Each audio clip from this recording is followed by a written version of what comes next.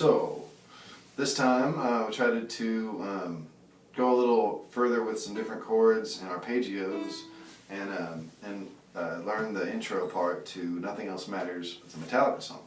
And since we're working a lot with hybrid picking, you can do this a number of ways.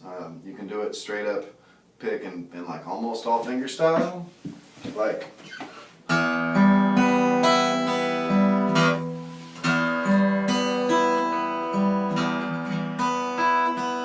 that, or you can do it mainly with a pick, like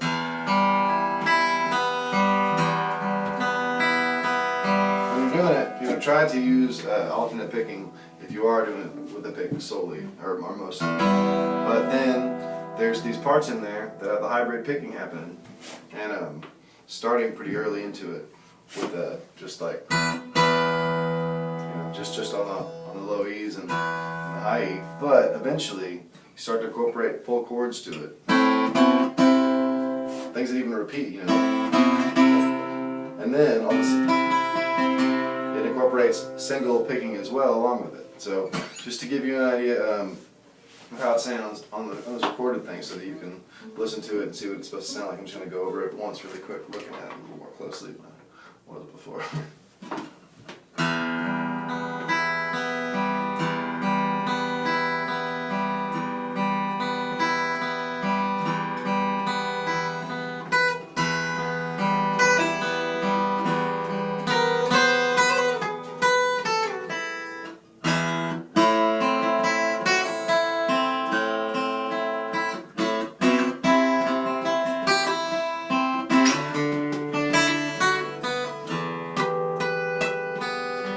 So that part right there, I'll stop for a second because we're talking about harmonics, natural harmonics, and they occur typically or are loudest on the 5th fret, on the 7th fret, and the 12th fret. The 12th is because these are the same notes.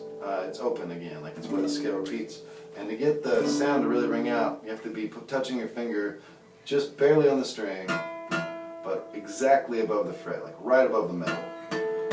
If you go further you go into the middle of the fret, the less you're going to hear. But if you're directly over it, you should be able to get a good ringing sound.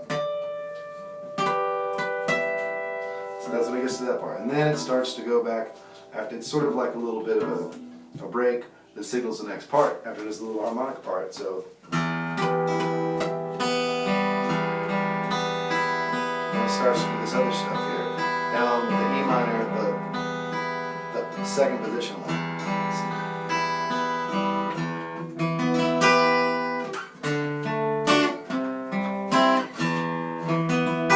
So you can either do a hybrid style, where you kind of assign a finger to a string, and so your pick takes care of the low E on the A string and the D sometimes, not always, and then your third finger's there on the G string, 4th on the B, and then pinky on the high E string. And so you can do it either that way, or you do it with a pick. And then, and it does that for a minute, and then it goes down to the G and B7. So these are kind of new.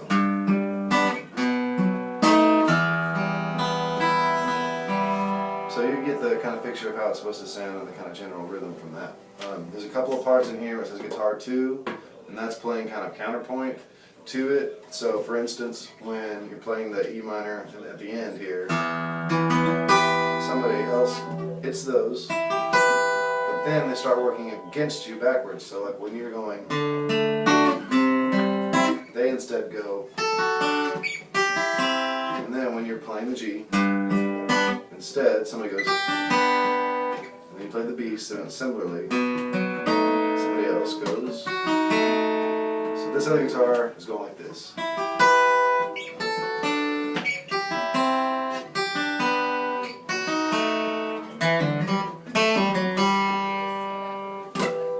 And it hits the harmonics again.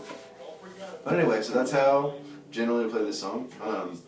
You're doing really good as far as, you know, knowing how to get some different stuff going. Your technique's really starting to crystallize, and songs like this that are kind of fun, kind of have like a real payoff in terms of it's not too hard to do, but it sounds really cool. So I don't know. I think learning this one will be kind of fun. But let me know if you have any issues or anything. All right.